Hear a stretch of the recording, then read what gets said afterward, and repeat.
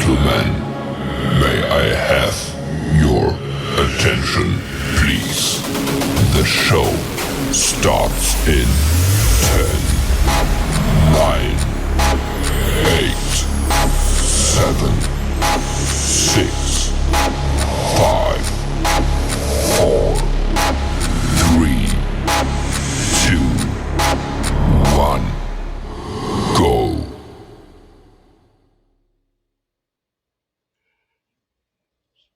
Welcome to the Just Never Know podcast. I'm your host, Ron Frazier, and I am excited to be joined by Sean Morgan, Director of Photography of MUVI Films, one of the most sought after in Southeast America, Southeast United States. And I am so happy to have you on. How you doing, Sean? I'm doing good. How are you, Ron? Thank you for I'm having me doing, on your show. hey, thanks for coming. I appreciate it. Sean, as a director of photography and videography, has a unique perspective on the world of film and storytelling.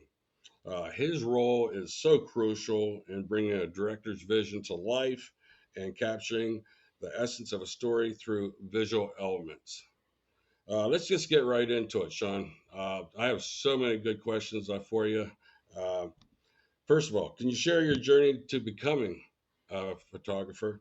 Uh, and what inspired you to go into this career? Yeah, so it started when I was younger. I started drawing when I was around 2 and went through art school for middle school. And then when I reached high school, I found photography and film. So I wanted to be a photographer really bad. And then started out my college journey as a photographer. Went to college at Trident for photography. And then my best friend, Jordan Costello, he started up Costello Studios here in Somerville. And it was music videos was for me. Once we started bringing in artists from around town and local and out of state artists, music videos was all the craze. So I really started out just shooting music videos and growing, and then I kind of lost the photography side of it, and film just felt more challenging. Nothing against photographers. I trust me, I can't do that anymore as good as I can film. So um, but yeah, I just transitioned over to filmmaking and never looked back. Well, how do you approach a new project when you're approached?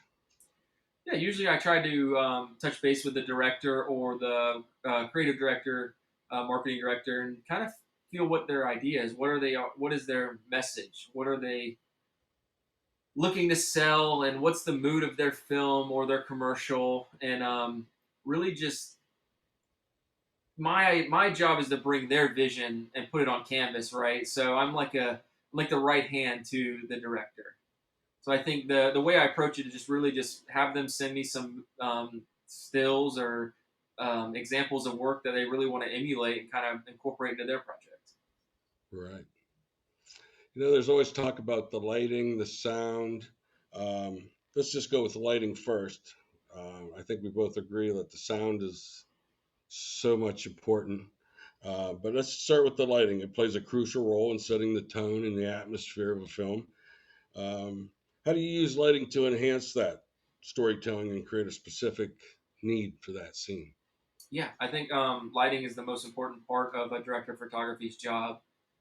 He's the guy on set that is responsible for the whole camera department. And then utilizing different techniques like high key and low key lighting can change the story. You could have the same story of somebody walking down a hallway and change the lighting, and it could go from a horror to a comedy to a Hallmark film or any genre. It really sets the tone, and I think that's where the DP works with the director very closely to help deliver the mood and tone they're looking for. Right. Hey, as the technology as it continues to evolve, how do you stay updated and adapt to the new equipment and to come to a specific mood in a scene?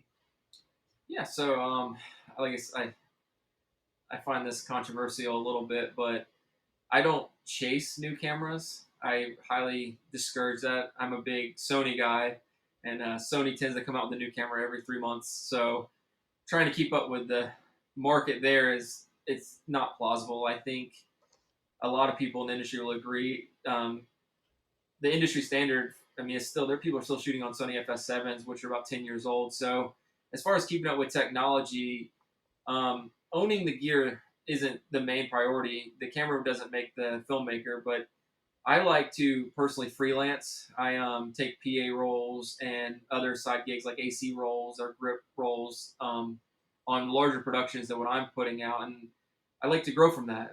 They're using $30,000, $50,000 camera rigs that I won't get any seat time on otherwise. So being able to take those lower paying jobs and get something more valuable out of it, I think if you're not learning on set, then you're just kind of wasting time. So I really like the ability to freelance and just learn as I go off of other people's expense. Right, right. Hey, the use of color, we spoke about this before. The use of color in film has a significant impact on the audience's emotion and perception. How do you use the color to convey certain emotions and enhance that storytelling? Yeah, I think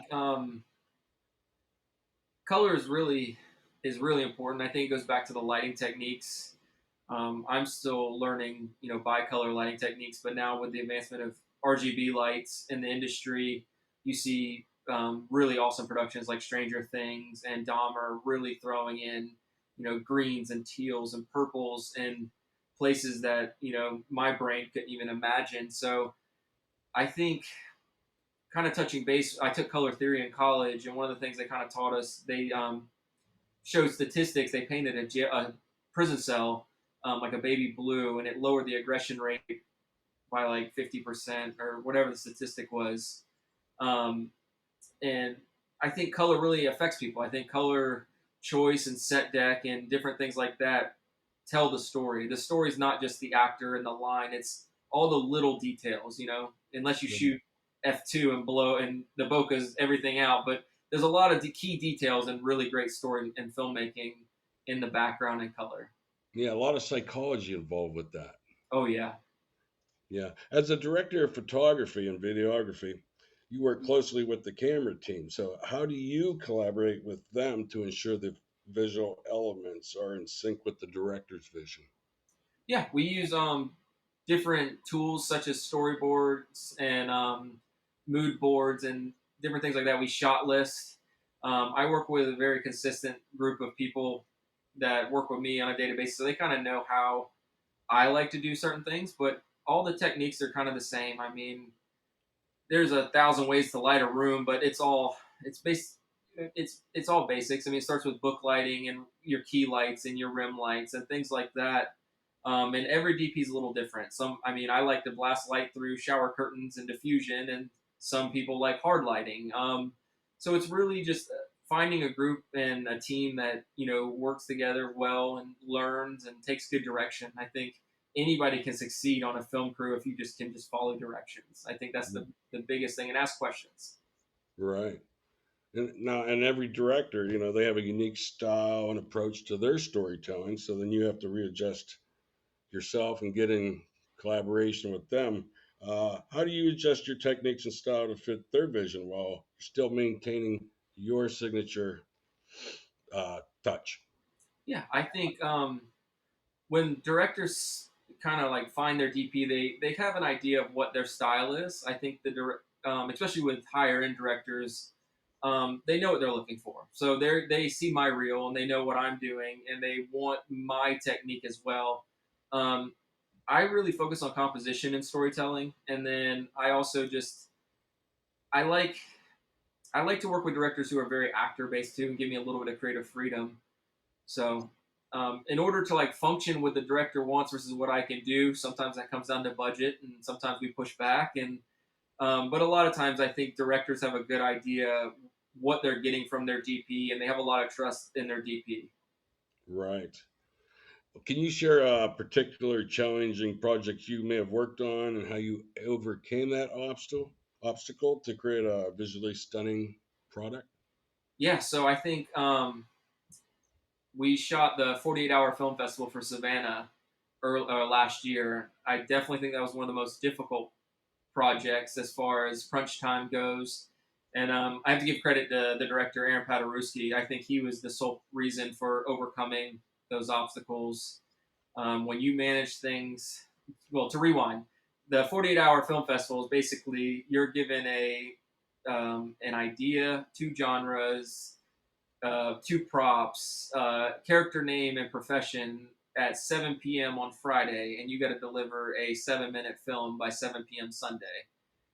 So the obstacles we face in that is the writers and the team there, Patrick Montgomery and them, and golly, I'm gonna mess up names on this. I already knew I was, but so we had a nice crew. So the writers and Aaron and everybody were already working on script for a few hours, and then one of the actors fell out and they couldn't do it. So you have to overcome crazy obstacles. And then our location was about an hour and a half away from where I live, so I got out there, 5 a.m., 6 a.m. to shoot sunset drone shots, and then we're done by 10:40 to cart the footage all the way back to North Charleston from where we were to hand off to the two editors. And when I got done filming that, I told myself I would never do another one. And then we ended up winning Best of Show, Best Cinematography, Best Supporting Act. I think Best Lead Actress and Supporting Male Lead.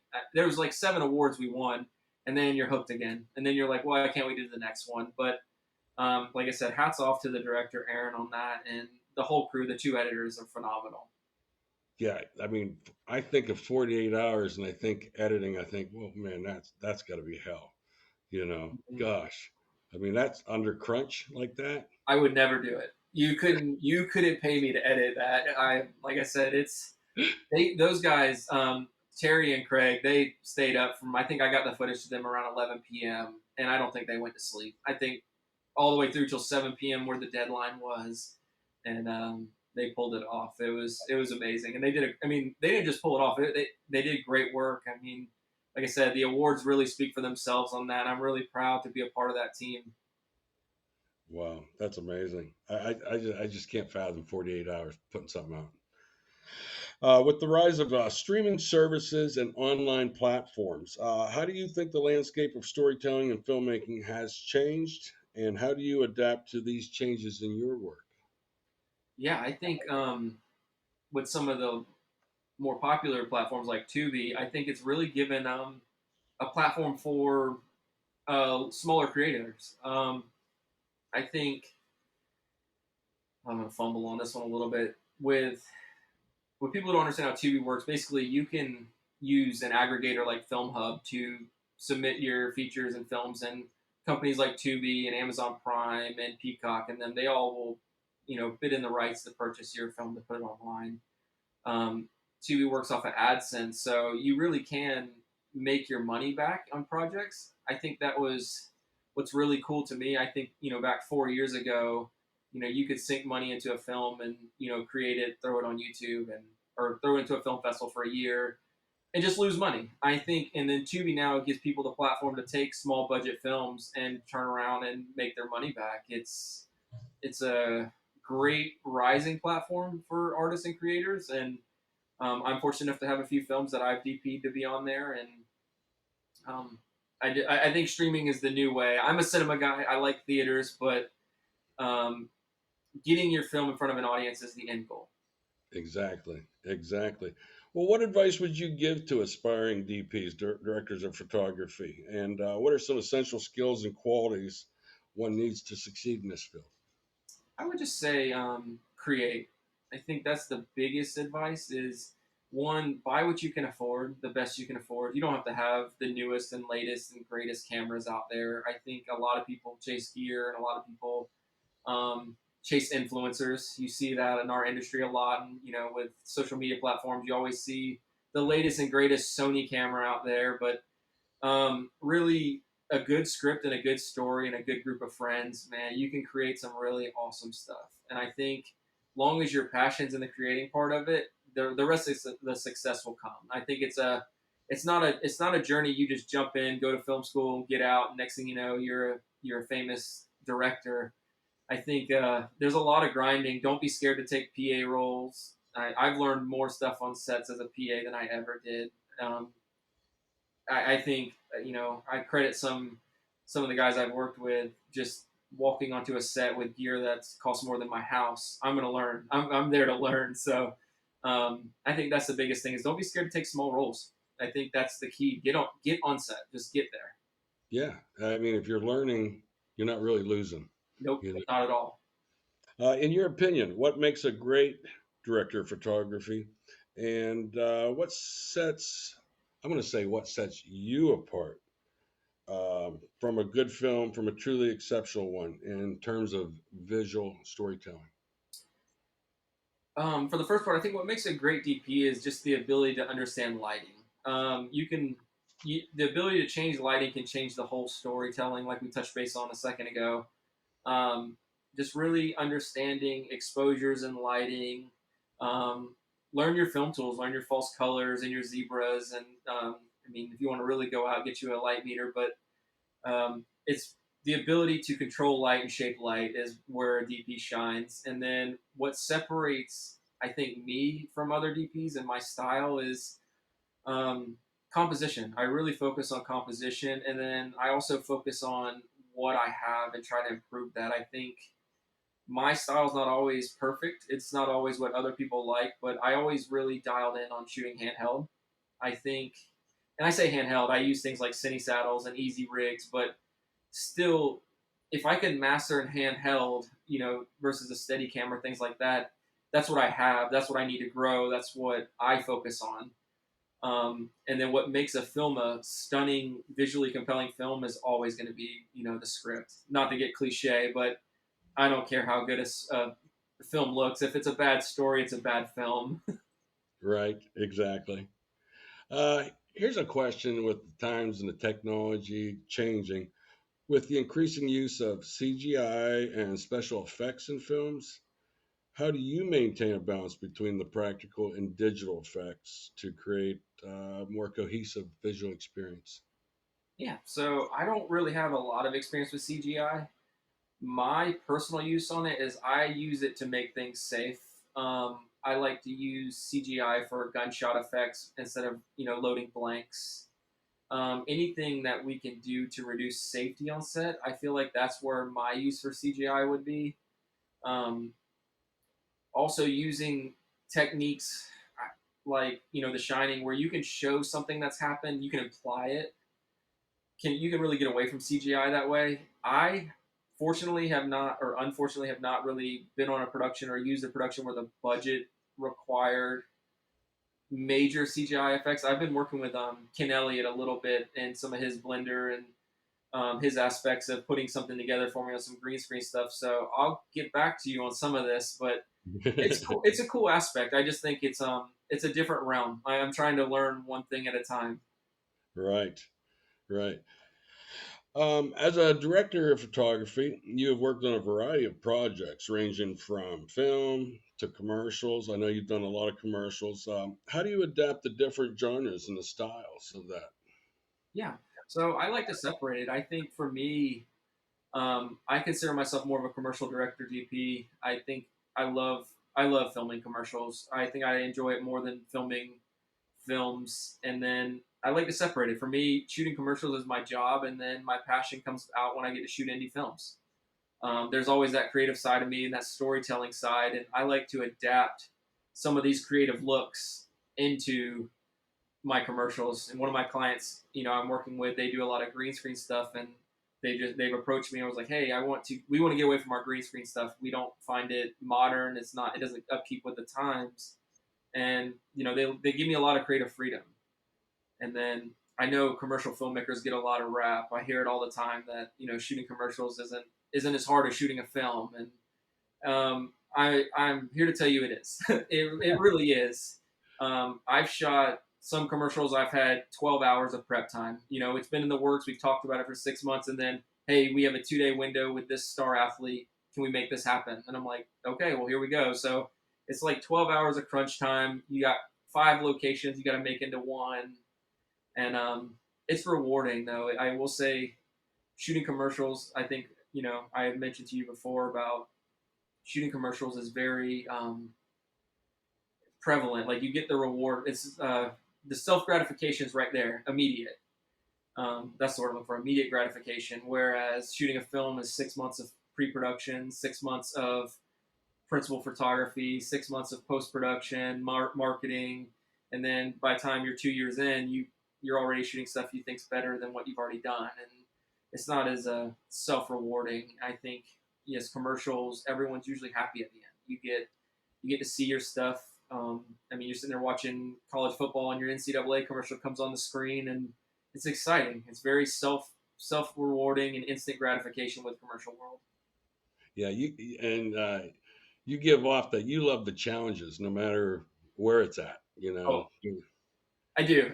I think I like. I think with commercials, I get to wear the director's hat a little bit. I get a little bit more control and also creative freedom.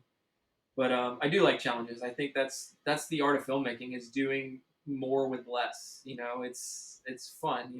That's indie filmmaking 101. Just how can we make this look like an airplane when we can't even afford a paper plane? It's fun. Oh man, hey, can you give me an insight into your some of your favorite projects and how do you think the technology? Well, sorry, and why it holds a special place, or they hold a special place in your heart. Yeah, I think one of my favorite projects is my most recent project, Dreams to Reality. It was written by Asia Ifield and directed by Dorian Andrade. And I think for me, this project is probably just my best display of work. And I credit that to one, Asia's writing is very good. And she's also an LA based actress, and she brought a lot of talent to set. And then working with Dorian, I can't speak highly enough of Dorian. I guess he's probably 21, 22 years old, and he just gets it. He eats, sleeps, breathes film, and the talent's there. I wish I knew half of what he knew at 21. And he's more of a DP based. He was the director on this project, but he considers himself more of a DP. So his ability and his understanding of light, and then with my composition ability, we were able to put together something that I think is probably my best piece of work, or our best piece of work. And he really pushed me and challenged me to just be creative. Think outside the box on things. Why do you think people seek you out? I try to be enjoyable. I try to be fun. I joke around a lot. I have a really smart ass sense of humor. I always tell people, if you're not having fun on set, then it becomes a job, and I'll just quit this and go back to being an engineer. I don't want to work. So I think people enjoy working with me just because I'm more laid back, I'm relaxed, and I know when to be serious. And I take everything as my best piece of work. I'm very passionate about what I do. At the end of the day, I think it's got everyone's name on it, and then everyone, not just, it doesn't matter just about the director and the director of photography, all the way down to PA and crafty.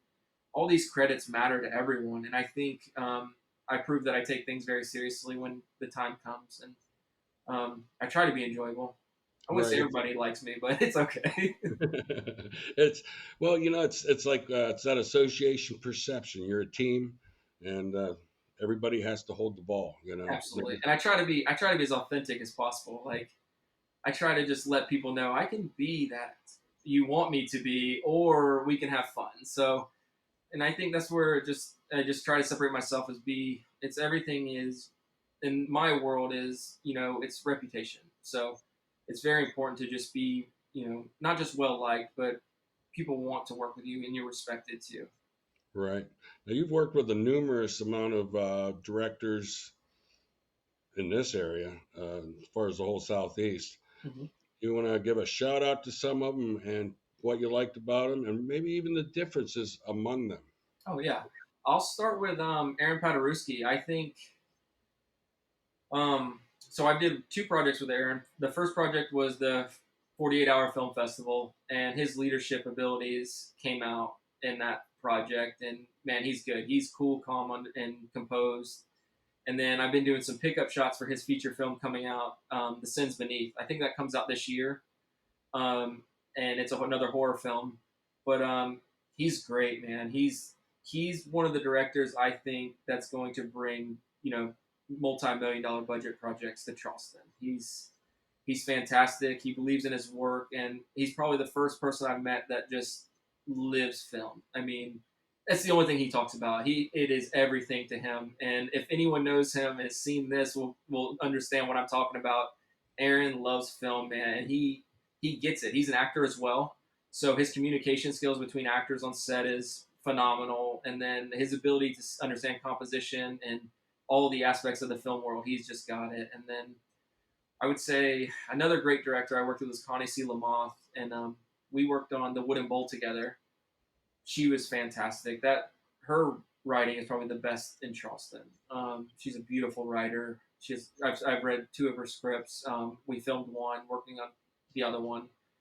And The Wooden Bowl is another one of my favorite projects of the day. That one is about Alzheimer's and the struggle of Alzheimer's, and how it wears on family members. I believe it's based off of a true story. I believe it's based off of her story, which makes it even more fantastic, I think. And working with her was awesome. She is a very trustworthy director. Very, hey, I'm going to let you do your thing. You do what's best. You read this. This is how you feel. And then she's also great with actors and actresses. And then I worked with Shelby Busey on Bones. She's an upcoming director, and yes, Shelby. That's one our first project together with The Light. She is an upcoming director. We did the short film Bones together, and man, she's got it. She understands acting. She knows how to get what she wants out of her talent, and I love working with her. She's probably one of my favorite people to work with. I think of other directors. I don't want to leave anyone out. Felicia Rivers with Ichi1 Films. She's awesome too. She's probably got like 60 plus films out. I know I'm shorting her some at least, but she's a very creative filmmaker, and she's a great writer too. She is not scared to carve out her own path, and I think she has probably more movies on Tubi than any other filmmaker in the world. Wow. It's incredible what she's been able to accomplish. And I know she gets a lot of kickback on some of her films and things like that. But you know what? Let people say what they want to say. If you're doing it, you're doing it. Make the films you want to make. And then my buddy Ramon, who works with me, Ramon Coles, he is going to be an upcoming director. We have been talking back and forth with some of his projects, and he kind of started out as a PA and then grip, and he gaffs and also does audio stuff with me. But just him learning all the different department heads going up, and then his two projects he has working on, he's going to be special. I really feel like if there's anyone that's like taken what I've done, learned it, and can do it better, it's Ramon. He's going to be really good. Adrian Roman's local. He's another director that makes the films he wants to make, and I have a lot of respect for him for that. I think it's important that we don't lose the art of storytelling. I think that's where a lot of these indie directors are going to shine. And I'm sure I'm leaving a few out. I apologize to anyone I've left out. I think I've done almost 20 projects in the last 2 years, so I'm sure I've forgotten a few people. I got a few pictures I'm going to throw up. You can comment on them, maybe. Okay. Oh, yep, that's me and Connie. That is us filming the Wooden Bowl out at Cypress Gardens. That was one of my favorite shoots right there. To get to go out on the boats and film in the same exact locations where they shot The Notebook was pretty cool. Wow. I definitely want to seek that out. That has a significant meaning right now, that the backstory of the Wooden Bowl. It's a crier. I mean, we just had a private screening for it at the Flowertown Theater. I think last weekend, the weekend before, but yeah, it's a crier. It's a very great film. It is. I'll tell you, I'm experiencing that right now, with my parents. And it's people be aware of that and how it comes across. And if you've never been through it, like anything, you just don't understand. It's kind of a mourning process while they're still alive. Yeah, and Connie does a great job to touch base on that film. So we did a private screening up in Virginia, and a lot of the feedback we got. I just want to repeat this, but she does a really great job during that film. She shows the struggle between the two, the child of the parent with Alzheimer's and their spouse. She shows the effect of it on their child, on their community, and then the concern for their safety versus the health of everyone. She does a really good job of putting you in the shoes of each member, and it takes a village with a situation like that. I lost my great grandmother who battled Alzheimer's, and I distinctly remember just the struggles and me and my mom going there all the time to see her, and that one was really hard for me, but it's a beautiful story. I think Connie just nailed it with her writing and just putting the emotion there in the characters. Right. Oh, that's me and Kevin.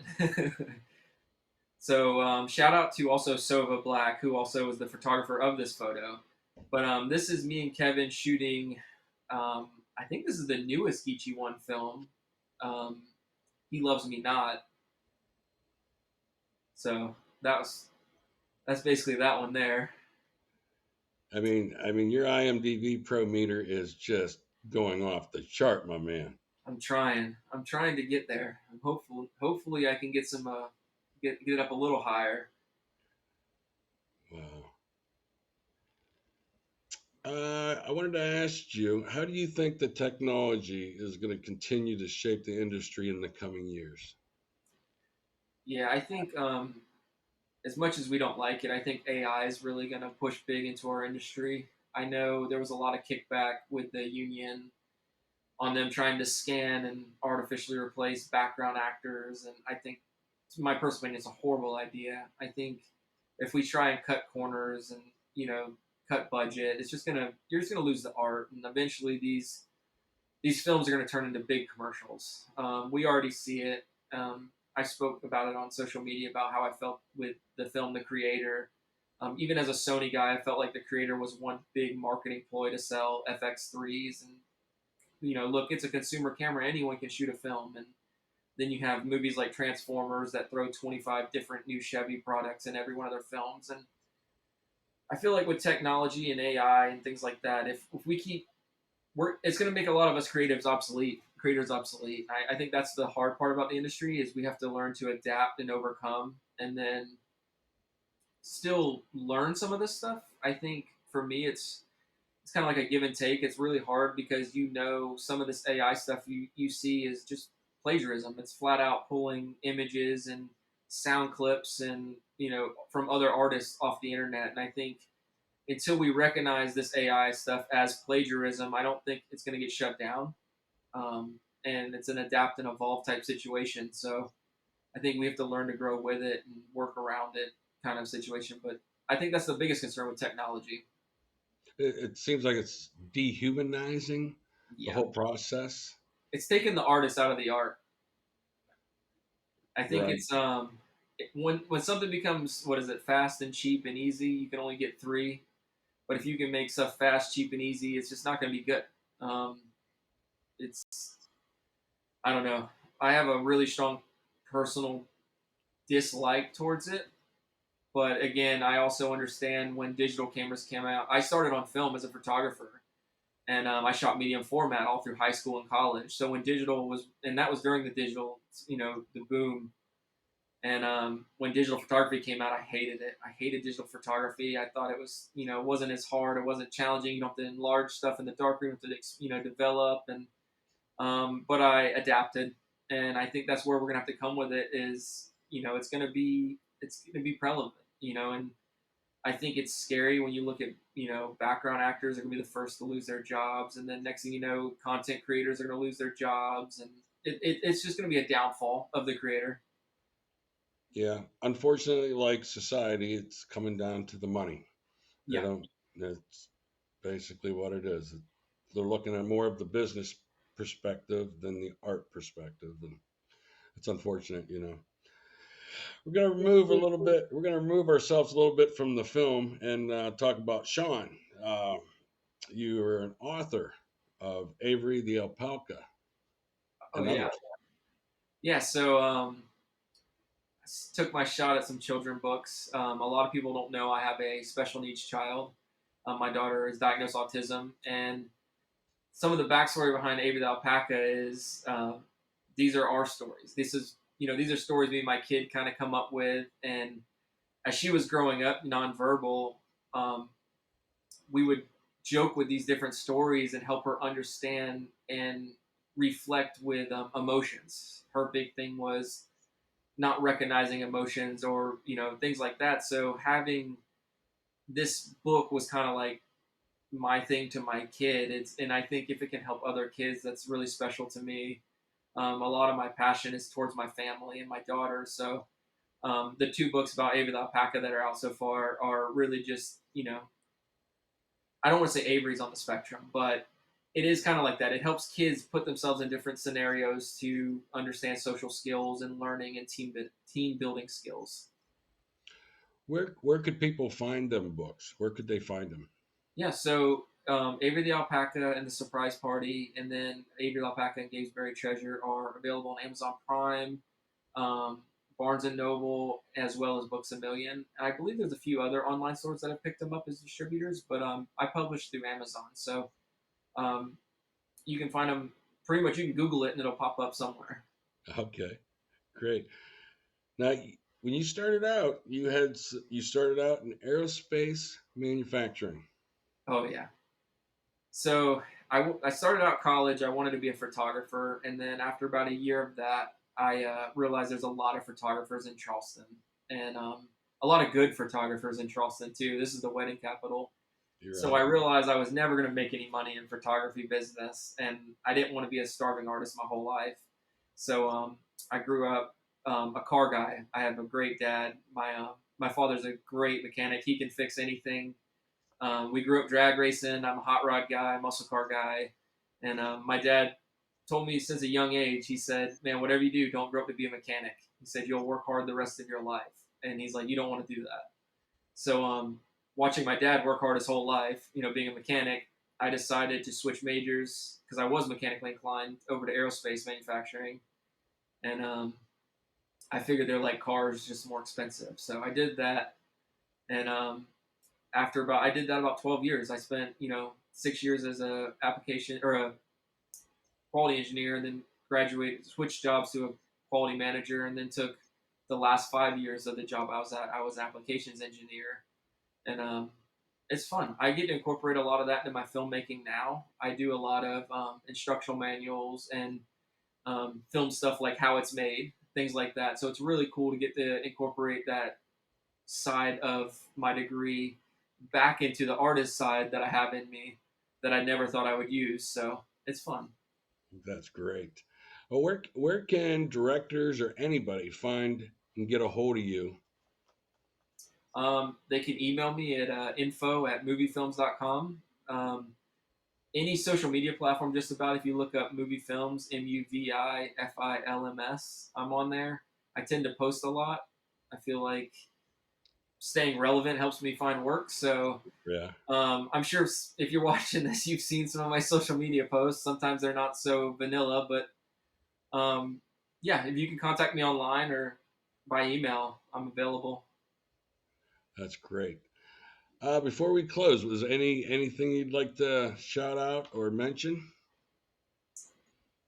Um, I just, thank you to not just the directors, but also the marketing directors and clients I've got to work with. Uh, I quit my job 2 years ago to the day, and it's been a fun 2 years, man. I've struggled and grown and cried, and I got to thank my mother, my father, and my girlfriend Ashley, and most importantly my kid. I do everything around my child, so um, Beautiful. I think I have so many people to thank that have kept me in business. And like I said, there's been some trying times these last 2 years, but it's paying off. It's hard work, and I get to do what I love. So I'm very thankful for everyone that's been a part of my journey. Well, you definitely are growing and being successful, and I'm enjoying watching your success. And every actor I speak to that you're on the set, they just rave about you, man. Just That's because I'm not a absolutely. director. I don't have to yell at anyone. Right, right. Well, hey, I definitely want to thank you for taking the time to answer our questions and to share your experience with us. I look forward to hearing your insights down the road and watching your growth, my man. Thank you. And on that note, I want to thank everybody for tuning in. Please subscribe, it really helps the channel. Um, Comment, show Sean some love, like, share. And thanks again, Sean. I appreciate it, my Hey, man. thank you, Ron. I appreciate getting to be on here. All right. Thank you, everybody. Take care.